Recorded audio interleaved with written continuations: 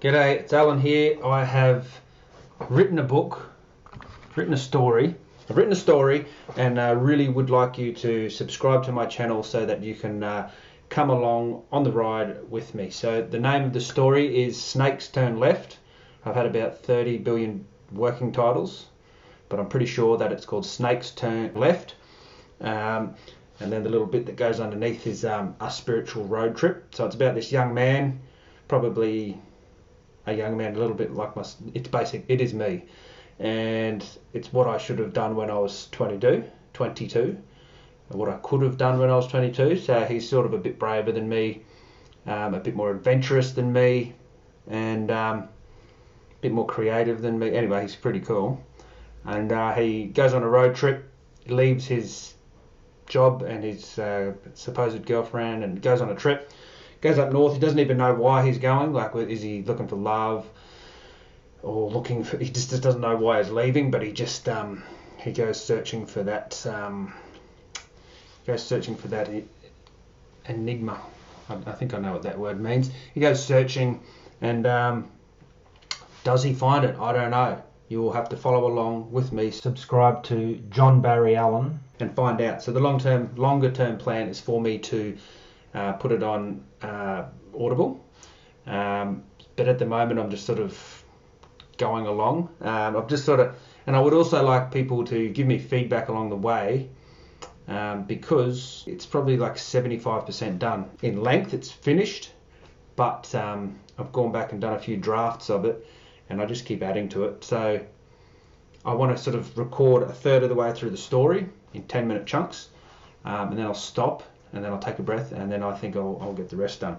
So my short-term goal is to get this third done of the recorded into this mic here, which I'll turn on in a moment. It's been quite interesting, actually. I think it's really interesting. You may not. Anyway, so I've done it. I wrote it, and I was like, kablam! Like, it would have been about 60,000 words, I think. And I was like, cool. I'm pretty proud of that. I got it, started it, and I finished it. And then I came back and did another draft, and I was like, now, is this a good story, Alan? I said, I know you think it's good. Would someone else read this and be entertained? So I put my brain into imaginary other people and read it in that sense. I was like, nah, it's shit. I don't like it. So I wrote a bit more on it, and then I was like, no. And then I just got completely and utterly addicted to watching YouTube videos, and that's actually in the story, YouTube videos on plot and screenplays and writing and character arcs.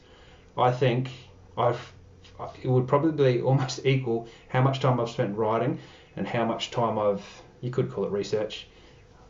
To me, it's just an addiction to YouTube. But I've listened to a lot of stuff about plot and things, and so much so, and I think this is funny. I went back and rewrote it, and like, I didn't have to say anything, but one of the tips that I was given by this lady, I should give her a plug, I don't know her name. She's got very many subscribers, doesn't matter.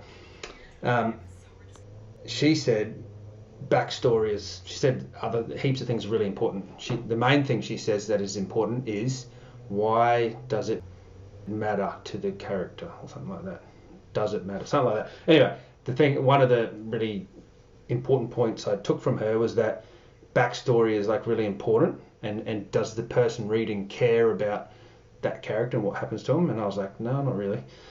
So I basically went back and gave this guy some backstory and talked about his parents, and then I basically went back and made him me now. So even though he was 22 in the story, I'm 39, I made him a writing, not scholar, like a writing student. So I feel like I'm a writing student now, and I'm 39. He was 22 in this story, and I made him, in his character setting, a writer. So he went to university, and he's halfway through his university course, and guess what he's doing at university? Creative writing. So he's a creative writing student at university, and he leaves university, had a bad attitude like I did, that's consistent, and I still have a bad attitude, but he left university, left his parents, his friends. He's like, I'm going on a trip. And just went on a spiritual road trip.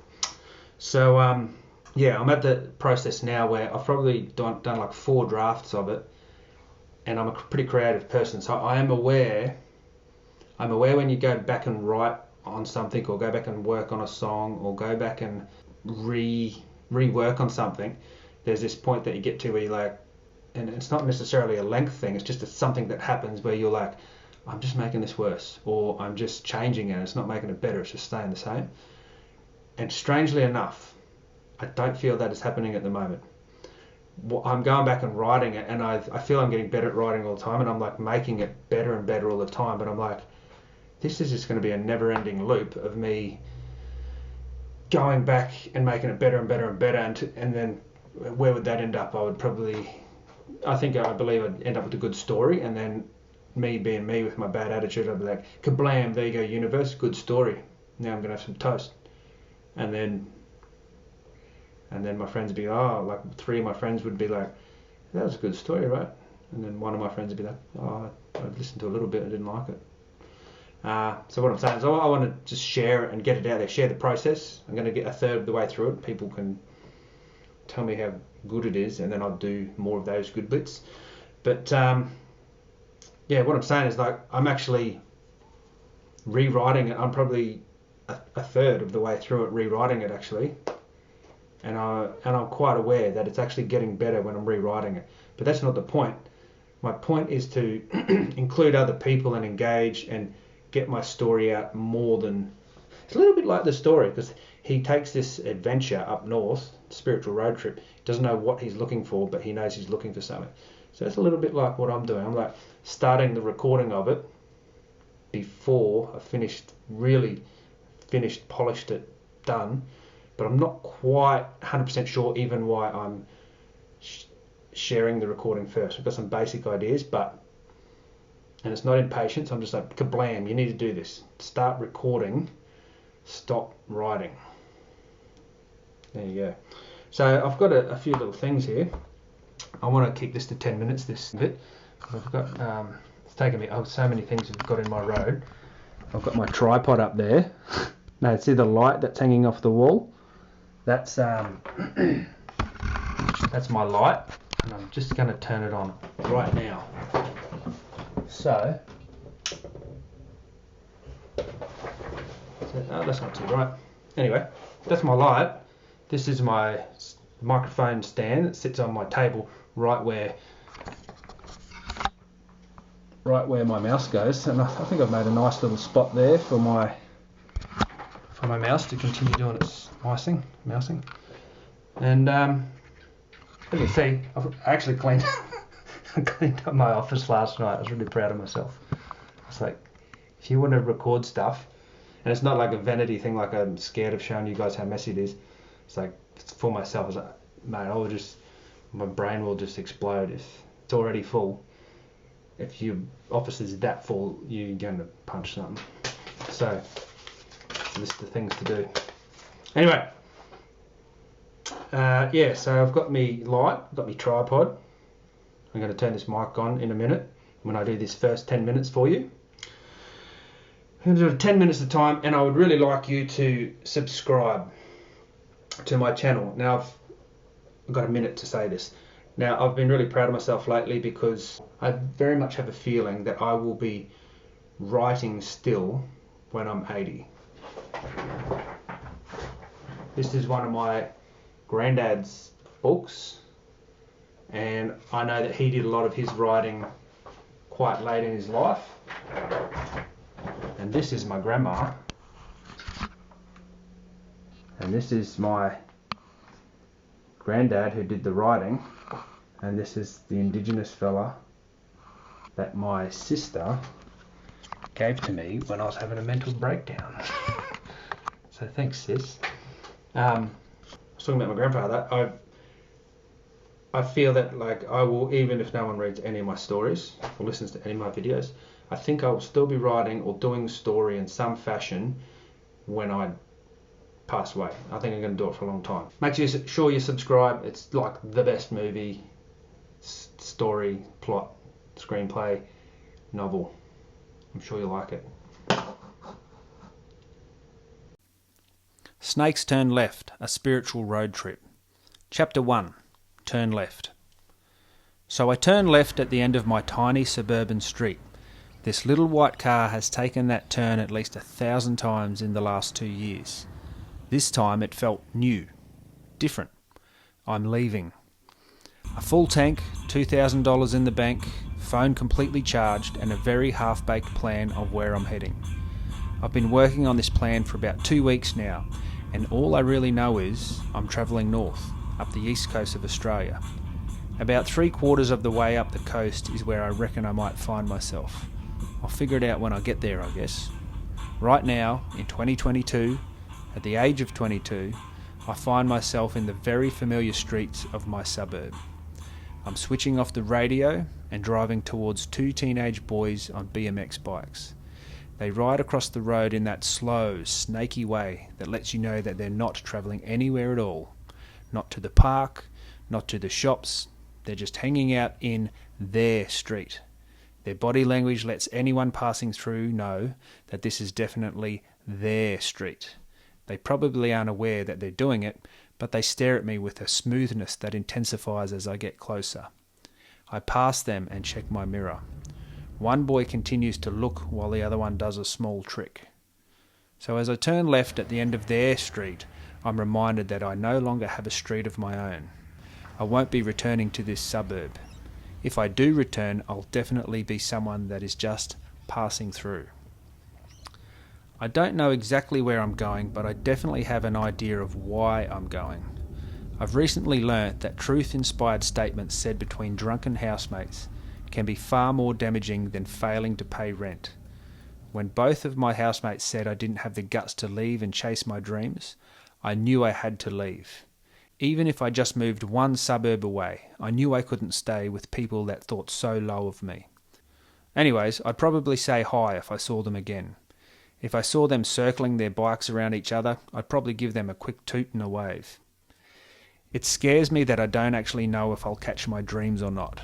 But what is scarier, and maybe even terrifying, is that my 2 closest friends will never ever know. When they finally got the idea that I was leaving the house, they told me I wasn't chasing anything. I was just running, they said. Running away from something. From myself, running away from them. Well, fuck them. I'm right here in my car, and soon I'll be somewhere else in my car. And then after that, I'll be somewhere else. Without them and their shit advice. I guess I should tell you that even though the drunken arguments were raging hot and deeply personal, they weren't enough to stop me sleeping with her. I slept with her drunk and I slept with her sober. Parts of me miss her already, but she can get fucked by the other housemate for all I care. I'm sure they've already done the deed. She was the second best sex I've ever had. The best was the only other person I've had sex with. My first. So anyways, as I drive down this new main road, I find myself smiling. I uselessly snake the car left and right, back and forward across the 2 lanes. This is my street, and this is my car. The next street I turn into will be mine, and the next, and the next. I find myself approaching the biggest challenge of my journey so far, the turn off to my parents' place. I've probably taken that turn at least 222,000 times in my life. Dad loves to tell us that at 6 in the morning he manoeuvred the car around these very corners like a demon, all the way to the hospital. It took him less than 5 minutes to get Mum there with all her pregnant screaming and hollering. At 5 they released her and we took 60 minutes to take the same journey home. I was the first son. With his second son, he took 30 minutes to get to the hospital and 30 minutes back, or so the story goes. I'd never lived anywhere else until a few years ago. I moved out and rented with some dickhead mates. Well, that's what my dad calls them anyway. Looks like he was right again. The corner is getting closer. If my hands just moved slightly to the right and I committed, I'd be just taking a drive over to Mum and Dad's place. A coffee would become, you should just stay the night. Dinner would become breakfast, and before I knew it, I'd be telling my grandnephews about the big sleepover I once had at my parents' place. I find myself sitting at Mum and Dad's table. My car just drove me here. Mum just placed the coffee down. You sure you don't want to finish your degree, she says. Yeah, not really. She places the honey jar on the table. You know you're welcome to stay here for as long as you want. Yeah, I know, Mum, thanks. After a long pause and a few sips of coffee, she continues her slow-release questions. So where are you going to go? I take a sip. I stare at the tablecloth. Not sure, Mum. Her face winces in pain, but she always manages to basically say the right thing. Well, if that's what you want, then you know that me and your father are always behind you. The degree Mum is speaking of is a creative writing degree. Dad reckons it's useless, Mum reckons it's what I want. The stuff they talk about in the course is pretty interesting, but some of it is just shit. In the final lecture that I attended, they spoke about not having shallow characters in your stories. Dad, he's a beekeeper that knows everything. That's it. End of story. I stand at the door of the A room, which is really the B room, and I say to him, I'm off, Dad. See you later, dickhead, he says. Oh, and he's very funny as well. Honey makes you funny. Well, that's what he always said to me and my brother. We are yet to find out if it's actually true. Anyways, he's a know-it-all, with an old and cutting sense of humour.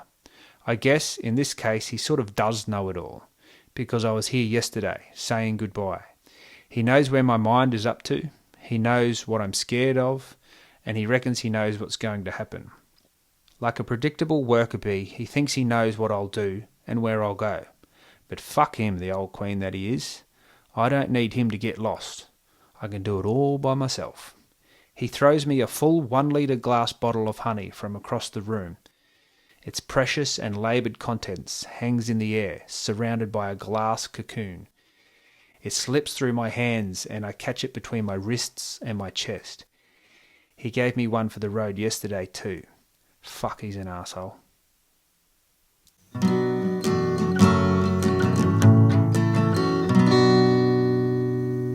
Chapter 2. Stakes and Ladders. I find myself driving up the main highway. No shirt, the radio loud, my mind ticking over. I won't spend all of our time talking about my recent study, I promise. I've moved on from creative writing, but I'll mention it this one last time. They reckon so many stories fail because the main character has nothing or not enough at stake. A shitty job, coffee with mum, dickhead mates, a degree, a future job waiting tables, a future in apiculture or beekeeping. Really? It seems like there's nothing at stake. Well, that's what my lecturers would say. Well, fuck my lecturers. I can fuck it up all by myself.